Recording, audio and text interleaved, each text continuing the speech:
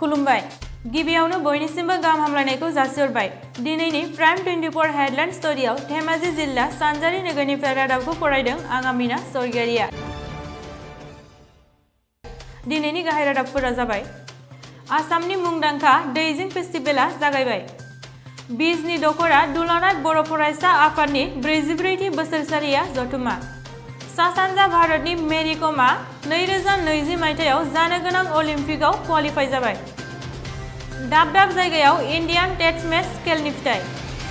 ISLनि 47थि खेलनि फिथाइ आसामनि साहा थागिरि हारिनो मोनथायखौ फोसावदों आसामनि गिबि मन्थ्रि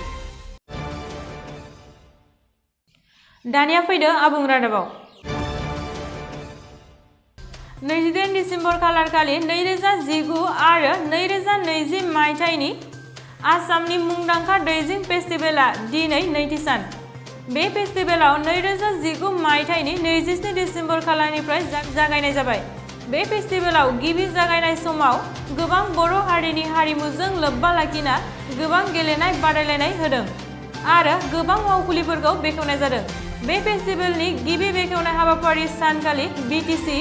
चिफ हाग्रामा महिलारि लोगोसे गोबां माननि आलासि नुजाथिफैनाय जादों दिनै 28 डिसेम्बर खालारखालि नैथि सान हाबाफारि बायदियै हारिमु बिलिफाङा गोबां गाजा गोमजायै जागायनाय जाबाय 27 डिसेम्बर खालारनिफ्राय मेलबार्नआव अस्ट्रेलियानि हेंथायै निउजिलेन्डआ इन्डियान टेस्ट मेच खेल गेलेनाय जायो गिबियाव निउजिलेन्डआ गिबि बेटिं खालामो गिबियाव निउजिलेन्डआ अल विकेट जाना 100 रान खालामो आरो अस्ट्रेलियाया गिबियावनो अल विकेट जाना 467 रान खालामो 27 डिसेम्बर खालारखालि सेन्चुरियनआव साउथ आफ्रिकानि हेंथायै इंलेन्डआ गेलेनाय जायो गिबियाव इंलेन्डआ अल आउट जाना 186 रान खालामो आरो साउथ आफ्रिकाया नैथियाव अल आउट जाना 284 रान खालामो 28 डिसेम्बर खालारखालि 2019 मायथाइनि बिजनि दखरा दुलाराय बर' फरायसा आफादनि 44थि बोसोरसालिया जथुमाखौ जागायबाय गाहायै बे बोसोरनि 44थि बोसोरसालियाखौ 2 साननि हाबाफारि लाना खुंनाय जादों बे जथुमायाव माखासे गोनांथार आयदा लानाय जादों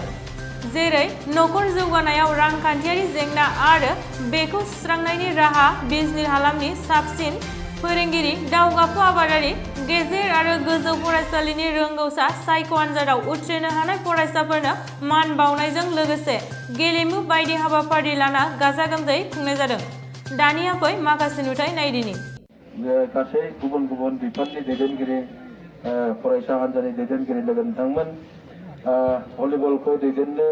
मैखोमै बाहागो लाफैनाय रेफारि बर्डनि चेयारमेन आरो महेश्वर मुसाहारिनि गोसोखांनाय बे हाबाफारिखौ कमिटि एबसुनि सिङाव थानाय दाब दाब इउनिट कमिटि गेलेग्रा लोगो नोंथांमोन आरो मोजाङै दावगालांनो रोंबा बेखौ रावबो फेजेननो बेनिखायनो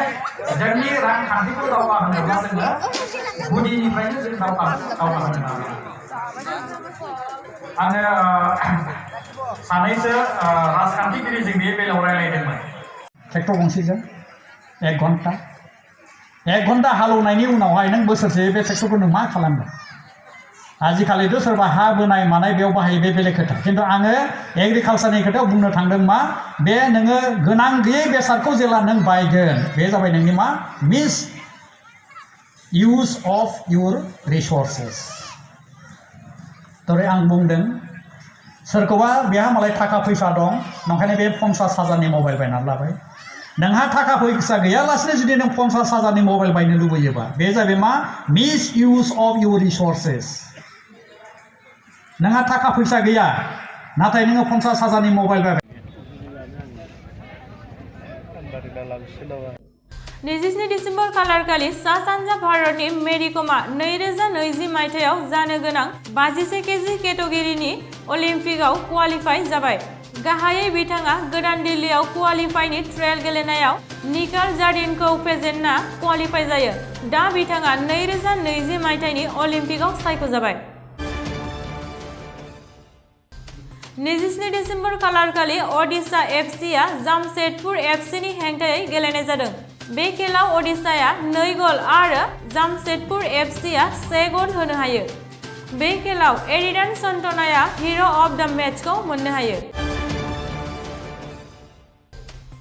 24 नभेम्बर खालारखालि आसामनि गिबि मन्त्रि सर्बानन्द सोनोवालआ आसामनि साहा बागानारि हारिफोरनो सोलोंथाइ मोनथायखौ फोसावनाय जाबाय। गाहायै आसामनि गिबि मन्त्रिया बागानारि श्रामिक कल्याण दिवस फालिथायाव नुजाथि हैना बे फोसावथायखौ फोसावबोदों। बिथां सीएमनि सानस्रि बादिब्ला आसामा बागानारिफोरनि नाजानायजोंसो साहा आबादा बुहुमनां आसाम मुं जादों। बेनिखायनो बागानारि 10,000 लाइमोननो 20,000 रां आरो मेट्रिक एचएस जागिरि लाइमोननो 10,000 इयुनखौ सोरां खालामनो रां होगोन होनना फोसावबावदों। एसेयावनो दिनैनि रादाबखौ फोजोबनाय जाबाय। गोजोन्थों।